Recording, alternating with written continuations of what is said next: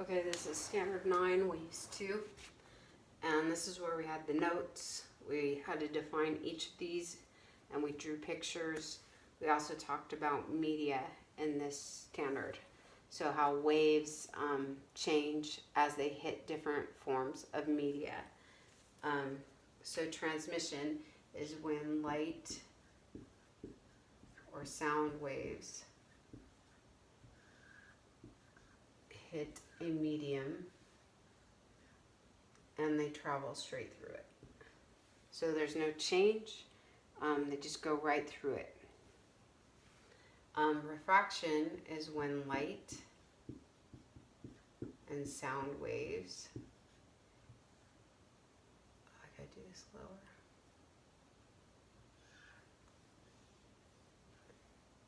Light and sound waves, they hit a medium at an angle and then they change directions. Usually when they leave that medium, they again change directions. So this is when light is bent and slowed down, and same with sound. When it hits this medium, it's bent and slowed down, and then this is where rainbows occur. This is what a lot of times, not a lot of times, but with light, right? It's fanning out into a rainbow.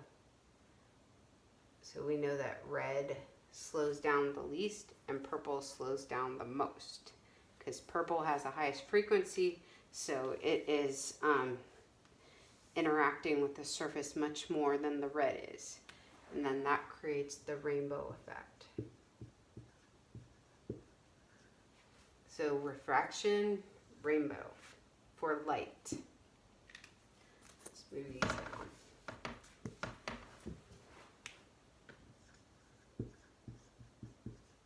Reflection's an easy one. Light and sound when they hit a medium and then they bounce off it. With sound, it's called an echo.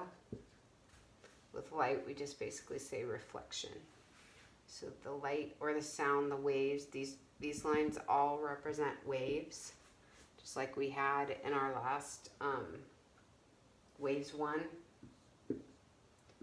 This is what's happening. Okay, and then the last one is absorption.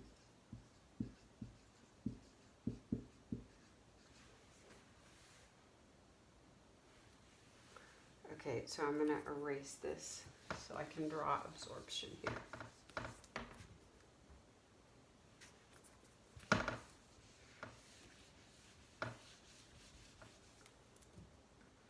So absorption is when, I'll do 2 separate ones. This is light. When light hits a medium and it's absorbed, it's converted into heat energy. And darker materials absorb light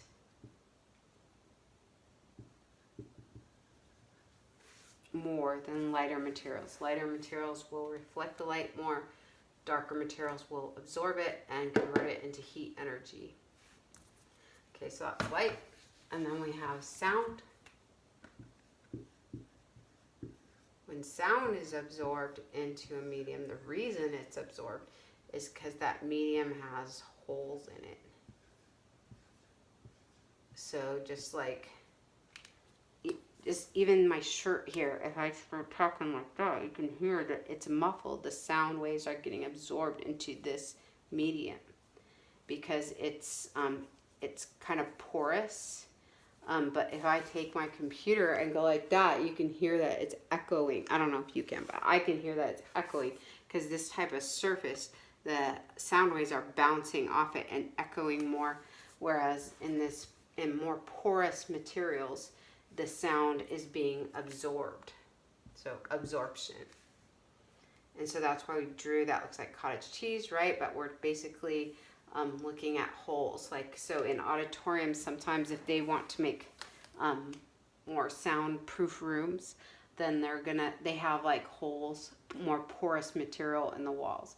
So, yeah. So you had various test questions on that when we had this standard. Another part of the standard, so this is, we didn't really focus on this when we did this standard, but we just had this as part of our lab. But we have convex lenses, and then we have concave lenses.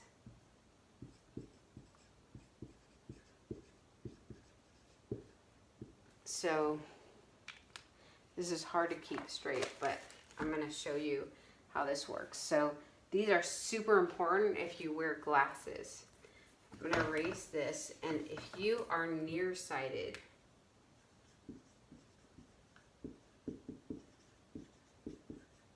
and maybe some of you who do wear glasses understand this, but if you're nearsighted, meaning you can see near very well, but you can't see far very well, the reason is because when light enters your eyes, it is converging too soon before it hits the back of your eye. So right here is like the focal point. That's where it needs to hit, but it's hitting too soon. The light is crossing too soon. And so the image is forming right there of whatever you're looking at. So when you see it, you know, these rays, it's probably not that drastic usually. These rays, you're seeing a blurry image because it's not focused. I don't think I spelled that right. Okay, so that's nearsightedness. So what you need is a convex lens. This. So that when you have this in your glasses, the light comes through. Here's your eye, in the back of your eye. Now the light comes through and it converges. I'm not doing this. It converges in the right place now. Exactly the right. So everything is a clear picture. So right there, the image is now projected on your focal point in the exact right position because light is bent through this convex lens and slows down, and so that both of these rays can hit at the same time. So that's nearsightedness. Now, if you're farsighted, meaning you can see far away but you can't see close up, which is probably that's me. Right now I need reading glasses, so it helps me to see close up, but it blurs my images far away, so I can't have them on all the time. So when you're farsighted, that means you, like I said, you can see far away just fine, but when you look at closer objects, you can't see that. So what's happening in your eye then, here's your focal point, is the rays are coming through and they're crossing back here behind the eye. So here's the picture, and again it's going to be blurry right here, but yeah, so it needs to cross sooner, and so they solved that with concave lenses. And so instead of having it the rays come through there, they will concave, let's see, reduce size of image for far. It converges the light sooner, so it hits right where it's supposed to. And now you can see better, and now it's clear. So they use these types of lenses, you know, and this all has to do with light and stuff, and medium or refraction, but, and reflection. They use these lenses with concave and convex properties. They use them in telescopes, microscopes, magnifying glasses,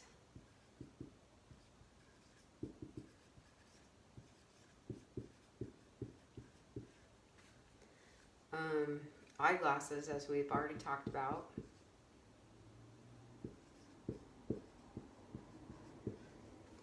cameras. So this is super important. It's technology. Binoculars. And then those telescoping rifles, and also CD players. So CD players use lenses to focus the laser on a specific part of the CD, so it can read just that information right at that focal point at a time. It doesn't want to read like a ton of the information all at once. It just wants to read a little bit at a time. So the laser works in conjunction with these types of lenses.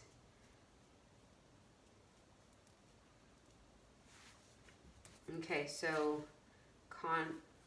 back to this concave versus convex. Concave shrinks the image, and convex enlarges the image. And like when you're using a microscope, you're doing both, right? You pull it back a little ways, and then if you want to focus in, you're enlarging it. So yeah. Let's see what else. Apparently, a refracting telescope that uses two convex lenses. It's not so good. It's not as good. They used to do that, but apparently they have lots of problems with it. And what they really like to use is the reflecting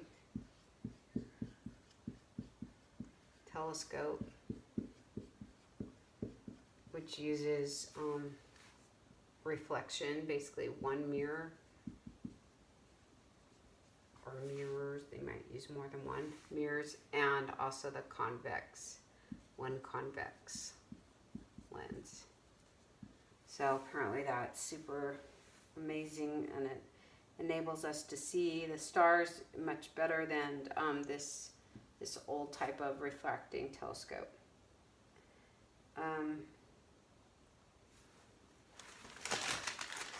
That's it for that standard. Yeah, I think that's all that you need to remember.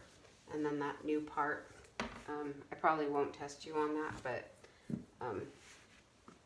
that part really wasn't spoken of too much in the standards, but it is on the tests that I've been reviewing, and so I just decided to put it on here. So going on to standard 10 next.